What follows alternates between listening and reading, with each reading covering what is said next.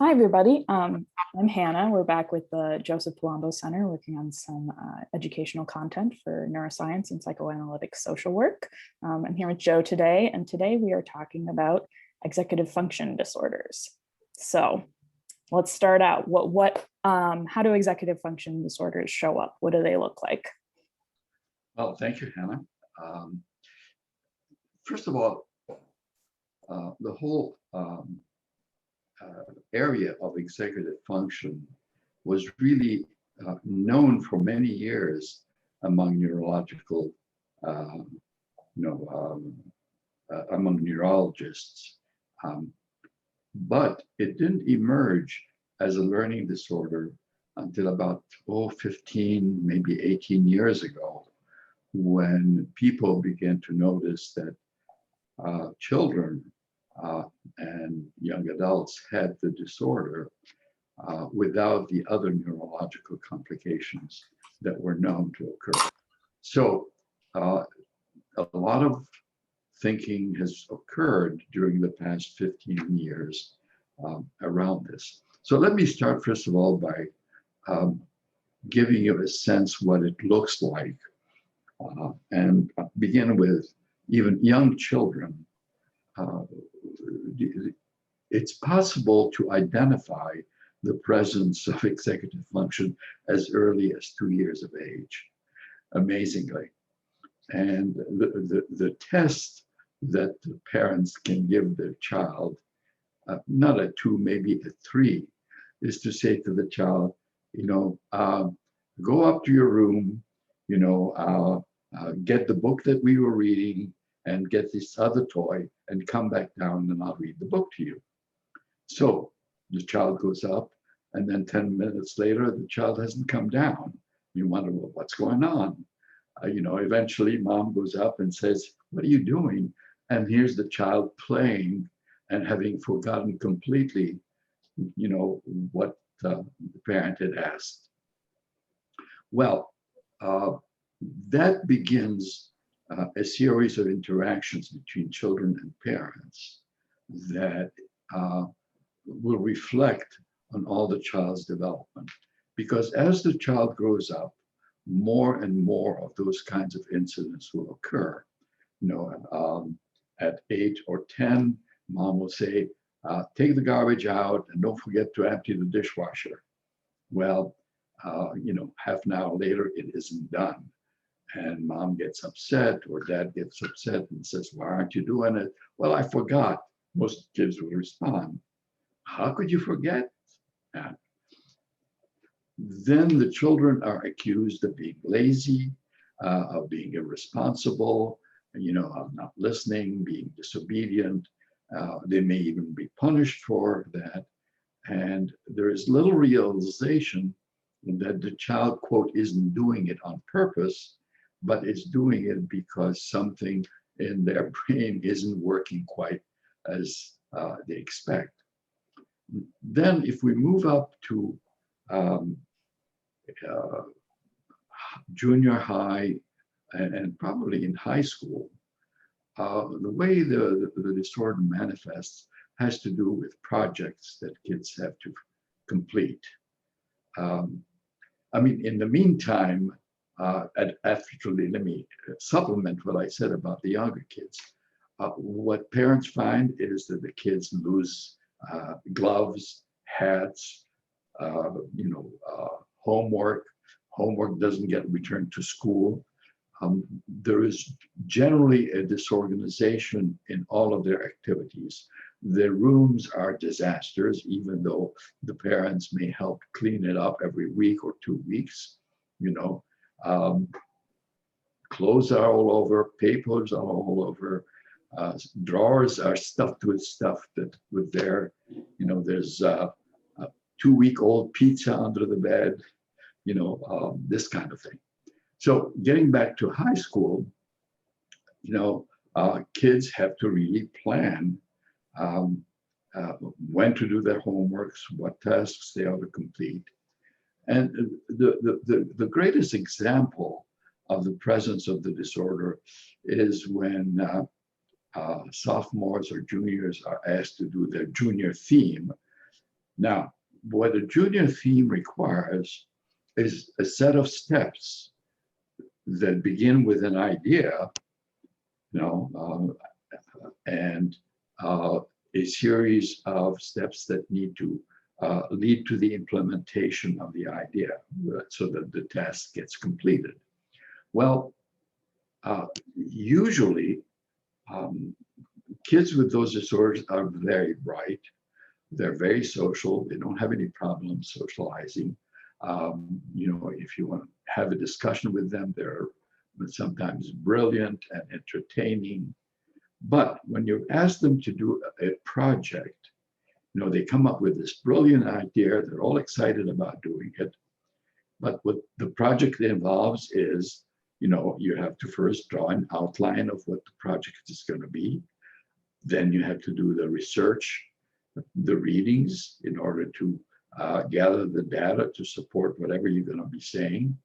And then you have to begin writing and eventually, keeping track of all the steps so that you end up with a finished product. Well, what happens is that young people get distracted, first of all.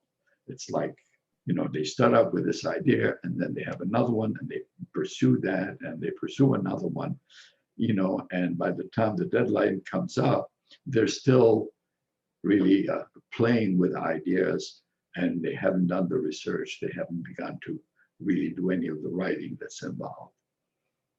The other factor that enters in is the dreaded procrastination.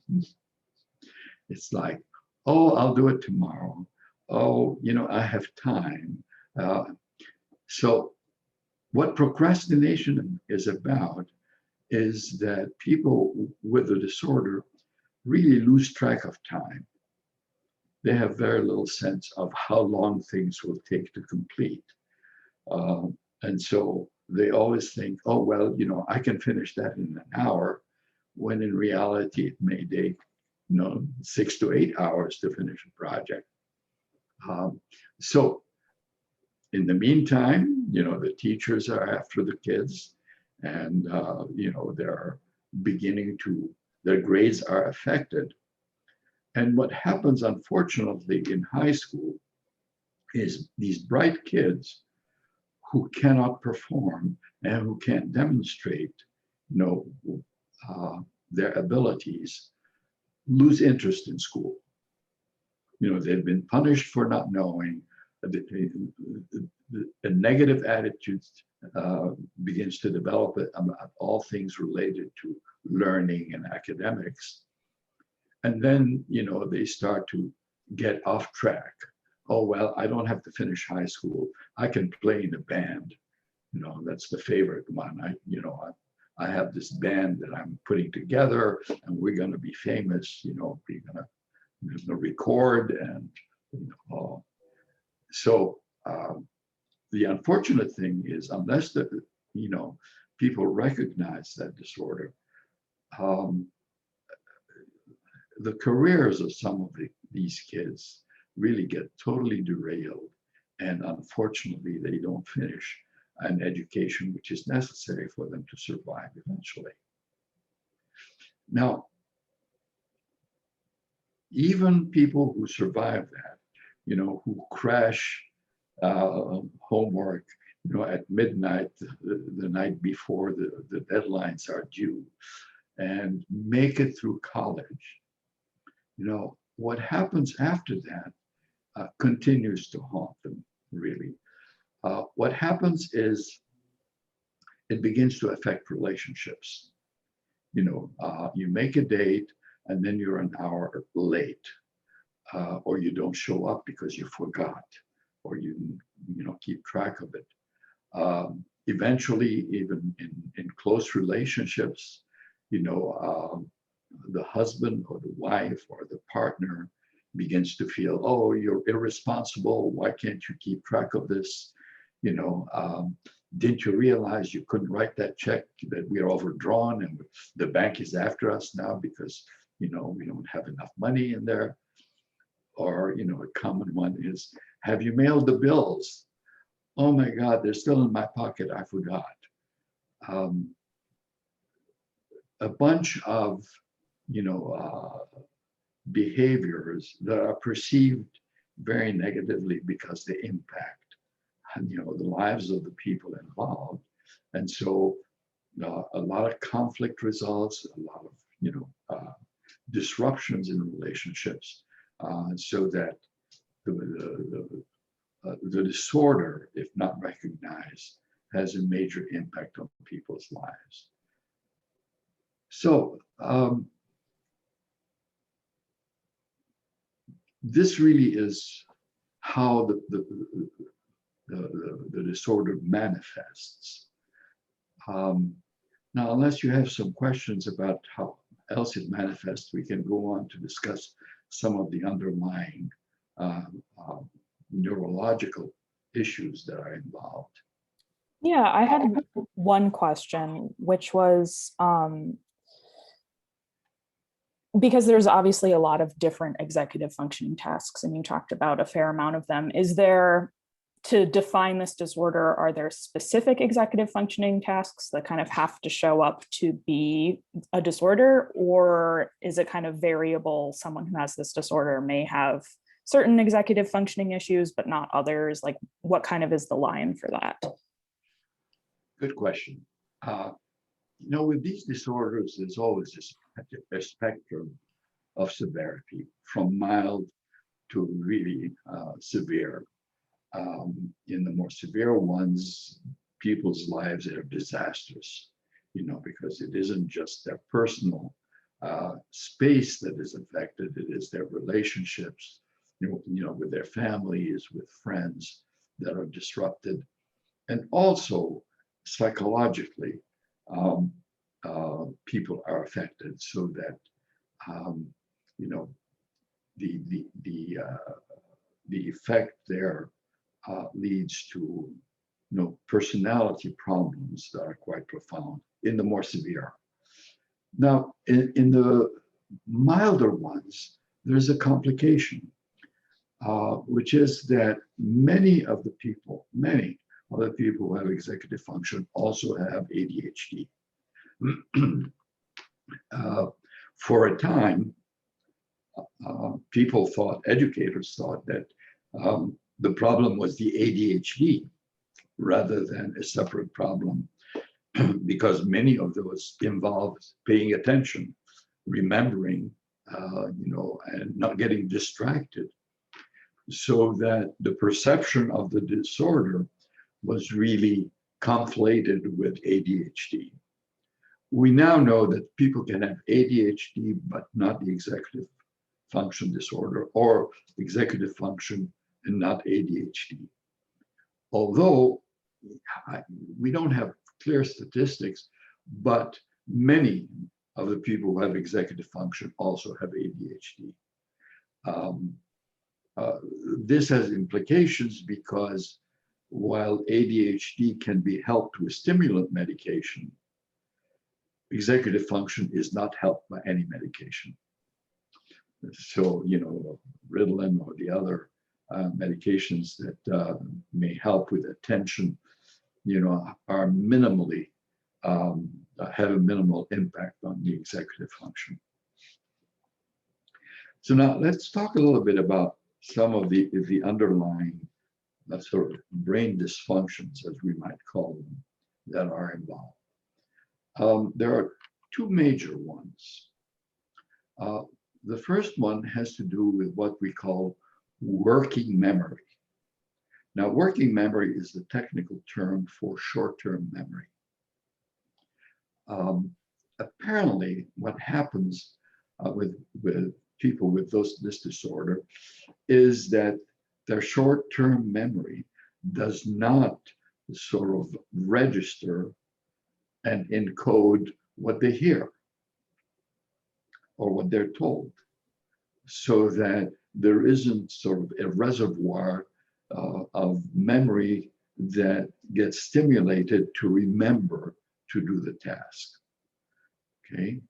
Now, there are different kinds of short-term memory. There is an auditory short-term memory, and there's a visual short-term memory. Um, uh, Sometimes both are affected, sometimes one or the other are affected. And the reason that's going to be important is, how to help people will depend on which of the two types of short-term memory is affected. Some people have poor auditory memory, okay? So that you tell them, hey, remember, we have an appointment tomorrow at 10 o'clock, meet me on Zoom.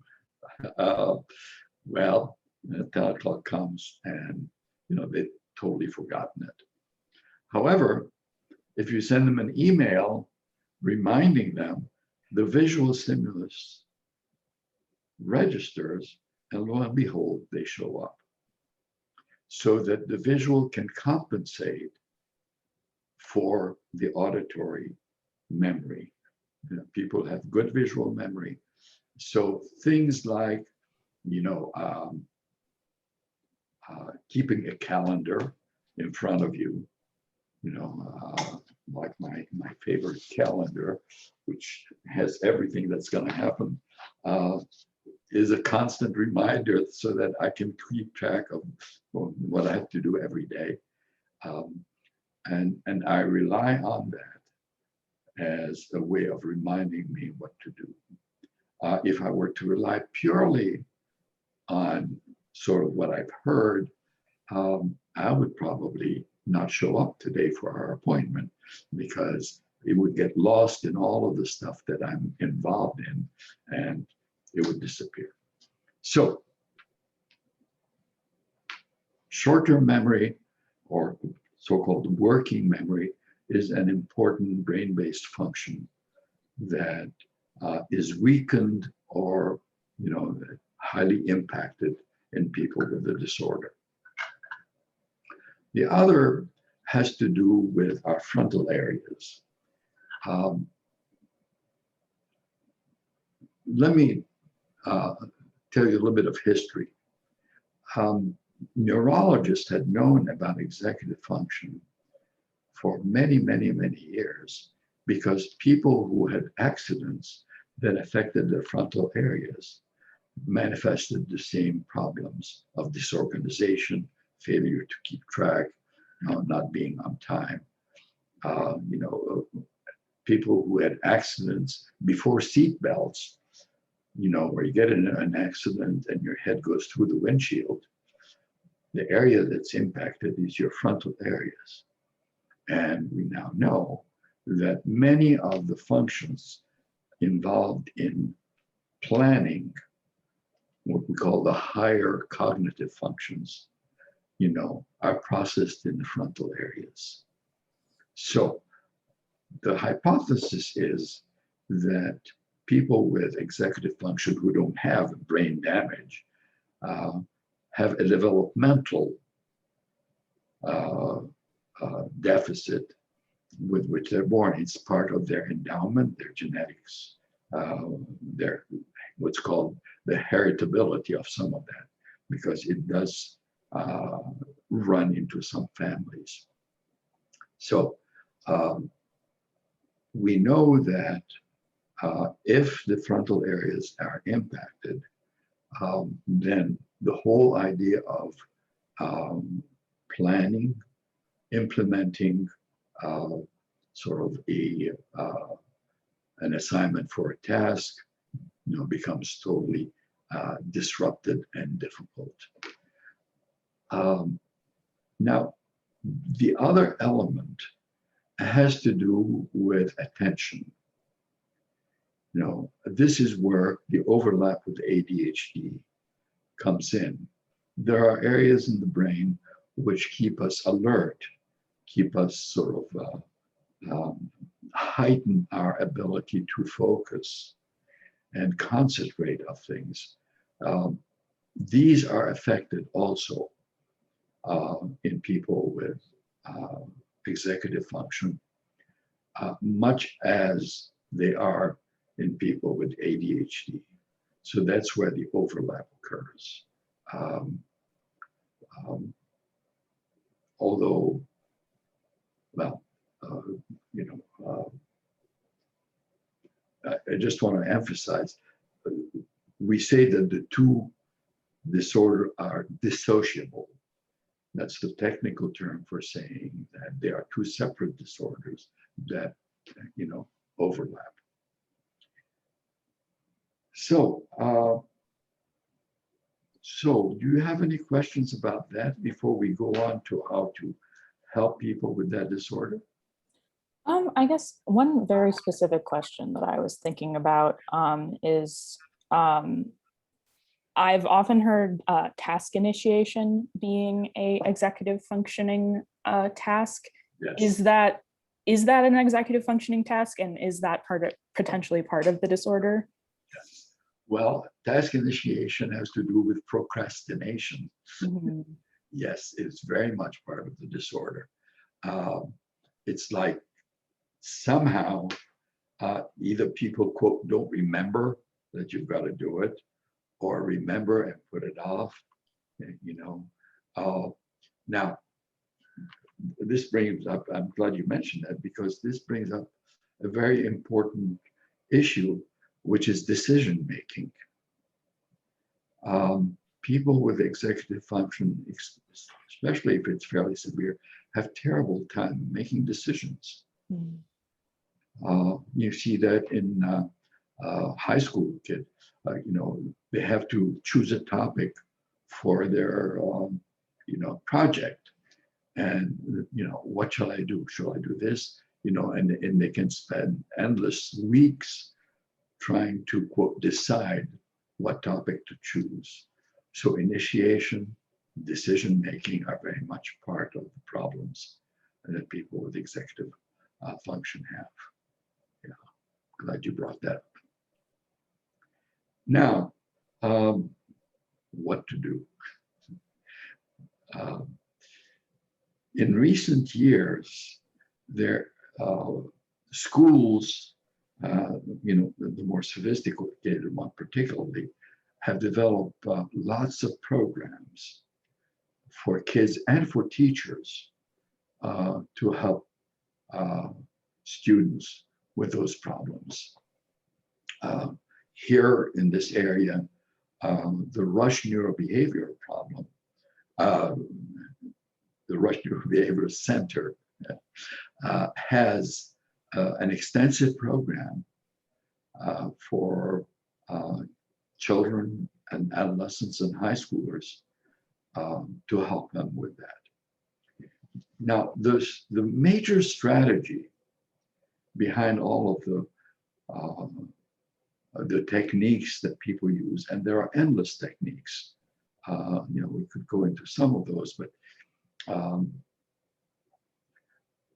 the primary, how shall I say,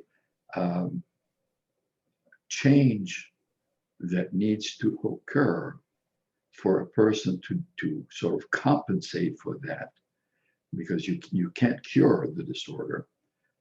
You can find techniques to undo the damage, is the development of habits. So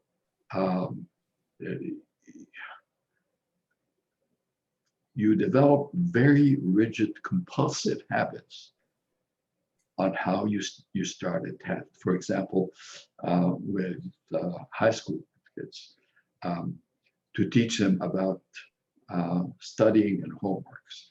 You find a space at home where you're going to put your books. You arrange your books in the same way. You start with the same topic every time, regardless of whether you have homework or not. You develop a routine so that you don't have to, quote, remember. It simply becomes habitual. It becomes part of your sort of DNA, that's how you have to approach a task in order to finish it.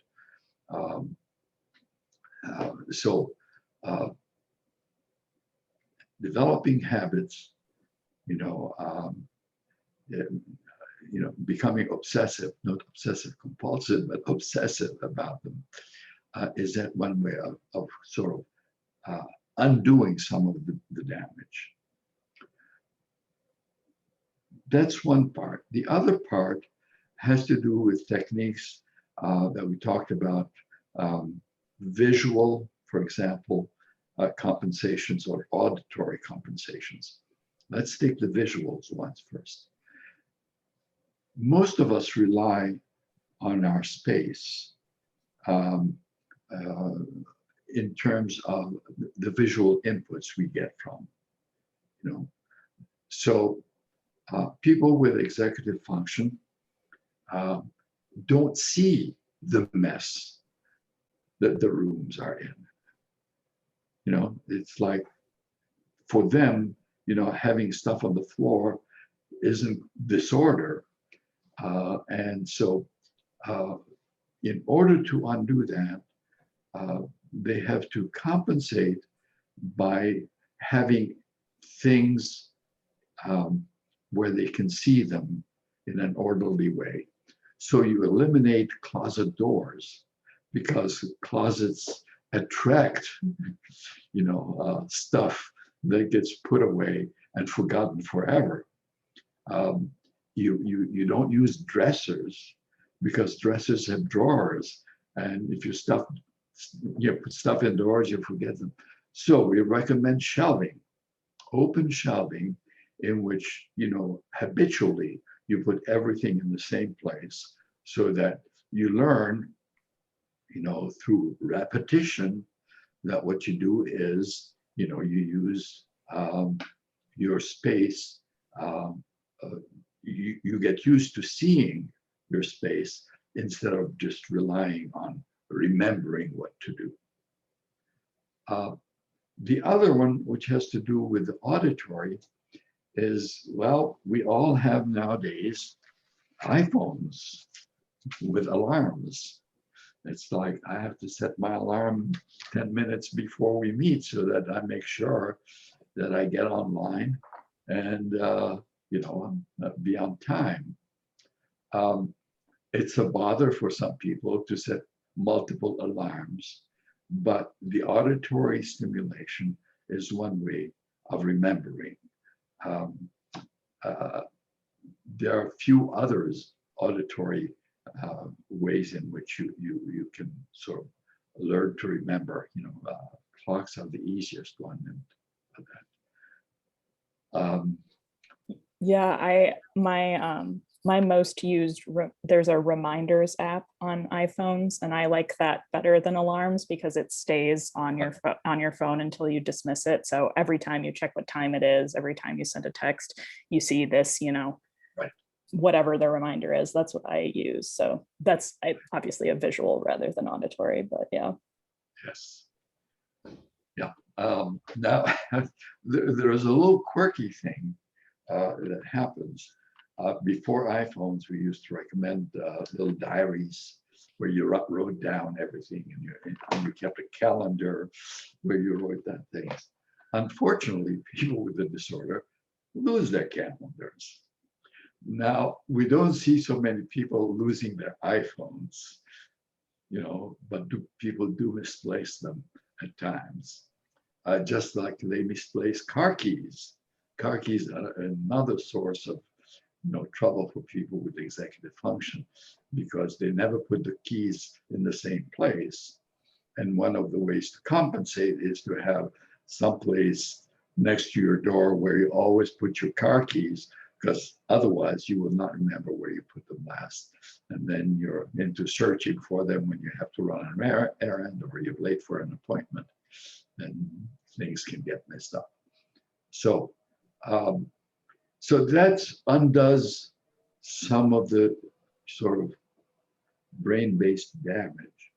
However, as psychologists and social workers, we're also interested in the emotional impact that has that. And much of the damage, unless the disorder is recognized early and the parents are made aware that it's not just disobedience, or it's not just, you know, intentional. What happens is that there's a major erosion in self-esteem in young people because of the multiple criticisms they get from parents, from teachers, coaches, all kinds of areas, even friends who get turned off by, the behavior.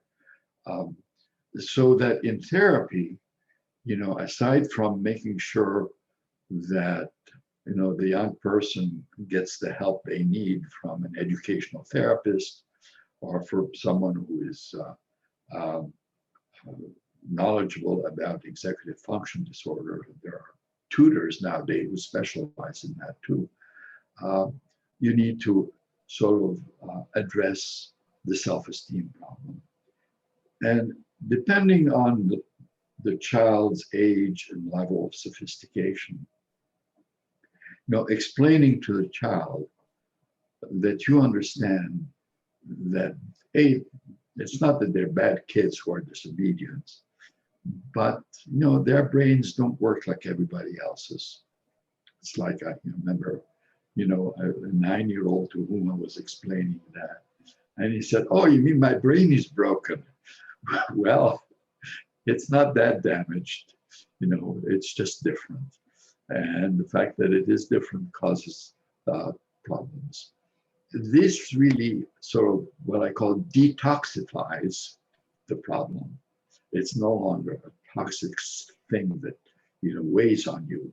You realize that it's a difference, much like people who are musically gifted or artistically gifted, and you may not have those gifts. You may have other sort of strengths on which you can rely.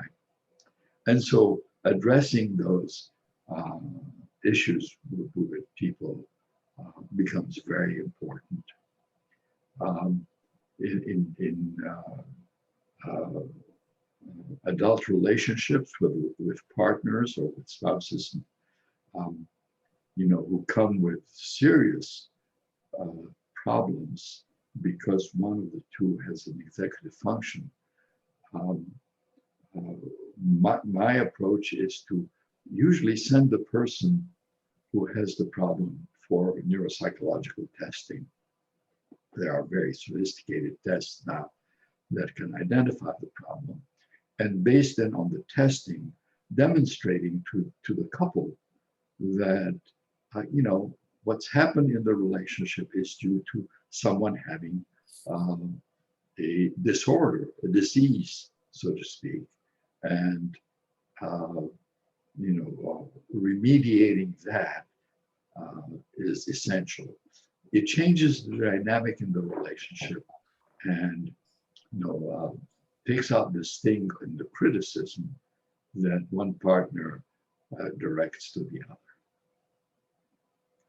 So, any thoughts or questions? Anything we didn't cover? I don't think so. I know we talked a little bit before we started the video, and when we talked about there's pretty limited kind of statistics and studies on this disorder. Is that something that, is kind of emerging? Are people doing more research on this disorder, or where is that at? When I last checked, which was a couple of years back, there wasn't much. For example, we don't know whether one gender has more of a problem than another. And I don't think, there are some studies about the frequency of the disorder among the school population, but I don't have those figures in mind right now. There is an emerging literature on it. And there is also